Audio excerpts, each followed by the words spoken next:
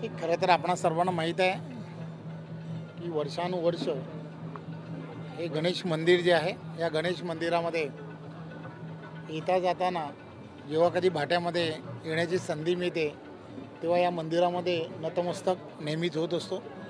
निसर्गाच्या सानिध्यात असणारं आणि आता एक नव्याने तयार झालेलं हे एक सुंदर असं मंदिर रत्नागिरीकर असतील किंवा महाराष्ट्रातील बऱ्याच भाविकांची एक श्रद्धा आहे। भाटकर कुटुंबांनी ही जागा जी आहे ही जागा ही मंदिरासाठी देणं हे एकतर फार मोठं काम असं मला वाटतं। आजकाल जागा एखादी इंच जागांसाठी ज्या ठिकाणी वाद होतात त्या ठिकाणी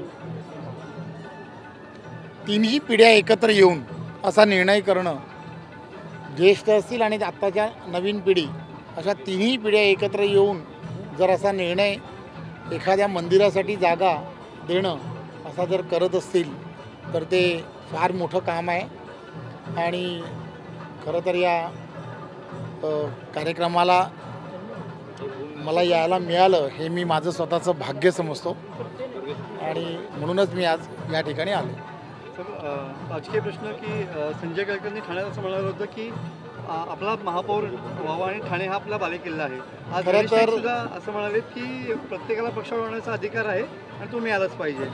मी आपल्या सर्वांना माहीत आहे की संपूर्ण देशभर संघटन पर्व सुरू आहे आणि संघटन पर्वाच्या माध्यमातून भारतीय जनता पार्टी प्राथमिक सदस्यता अभियान करत आहे, सक्रिय सदस्यता अभियान करत आहे आणि त्याचबरोबर मंडल गठन यानंतरच्या काळातलं जिल्हा गठन या सगळ्या प्रक्रिया सुरू आहेत। त्यामुळे भारतीय जनता पार्टी पक्षवाढीच्या दृष्टिकोनातून विशेष प्रयत्न करत आहे आणि तुम्हाला माहीत आहे की संपूर्ण महाराष्ट्रामध्ये छोट्या छोट्या कार्यकर्त्यांपासून सर्व नेते मंडळी यांनी सगळ्यांनी प्रचंड मेहनत करून जानेवारी महिन्यापासून आजपर्यंत 1.5 कोटी प्राथमिक सदस्य केलेले आहेत। 1.5 ते 3 कोटीच्या जवळपास सक्रिय सदस्य करण्याचं एक लक्ष्य डोळ्यासमोर ठेवलं आहे।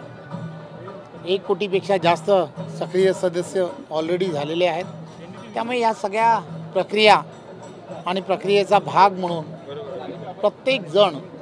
प्रत्येक भारतीय जनता पार्टीचा कार्यकर्ता पक्ष आणि पक्षाची असणारी जी स्ट्रेंथ आहे ती कशी वाढावी यासाठी सातत्याने प्रयत्न करतो आहे आणि मला खात्री आहे की येणाऱ्या काळामध्ये भारतीय जनता पार्टीचा प्रत्येक कार्यकर्ता ज्या ताकदीने काम करतो आहे ती ताकदीने महायुतीचे सरकार जे आहे आदरणीय देवेंद्र फडणवीस यांच्या नेतृत्वातलं जे सरकार आहे त्या सरकारच्या नेतृत्वामध्ये जे 100 दिवसामध्ये निर्णय घेतले गेलेले आहेत हे निर्णय खालीपर्यंत सामान्य माणसांपर्यंत पोहोचवण्याची जबाबदारी ही सुद्धा प्रत्येक कार्यकर्त्याकडे आणि पदाधिकारी आहे।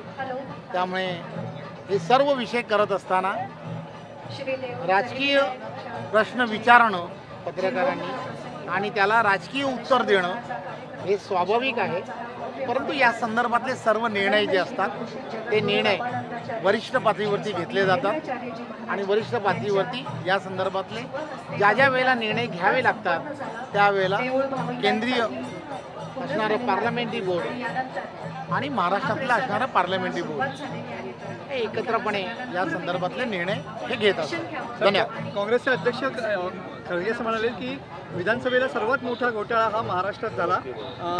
महाराष्ट्रामध्ये 55 लाख मतदार कसे वाढले? खरं तर 2 गोष्टी असतात। निसर्गाचा नियम आहे।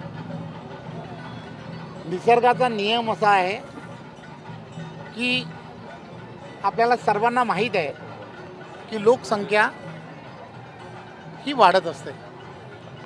आता वाढलेली लोकसंख्या जी आहे ह्या वाढलेल्या लोकसंख्येमध्ये 18च्या नंतरचे असणारे असे मतदार जे आहेत त्यांची नोंदणी ही ऑफिशियली आपणही पत्रकार म्हणून त्याची प्रसिद्धी करता की नवीन मतदार नोंदवला गेला पाहिजे आणि नवीन मतदार नोंदवण्याची प्रक्रिया चालते.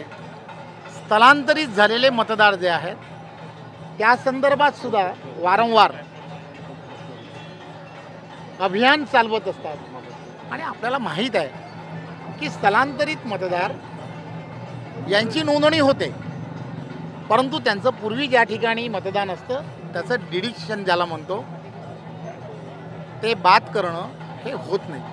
त्यामुळे काय होतं की मतदार जे आहेत वाढीव मतदार दिसतात, परंतु ज्यांचा रद्द करण्याचे जे असतात ते त्या ठिकाणी राहतात. त्यामुळे कुठेतरी कॉन्ट्रोवर्शियल बोलणं ज्याला म्हणतात ते बोललं पाहिजे. म्हणून बोलायचं ज्याची आपल्याला सुद्धा कल्पना आहे की मतदार 18 ते 25च्या वयोगटामध्ये जे वाढतात त्यांची नोंदणी हे करणं. आणि आता तर एवढं सोपं झालं आहे की ते घरातूनच करता येतात, ऑनलाईन करता येतात. त्यामुळे ऑनलाईन पद्धतीने या सगळ्या प्रक्रिया केल्या जातात. त्यामुळे कुठेतरी एवढा मोठा पराभव झाल्यानंतर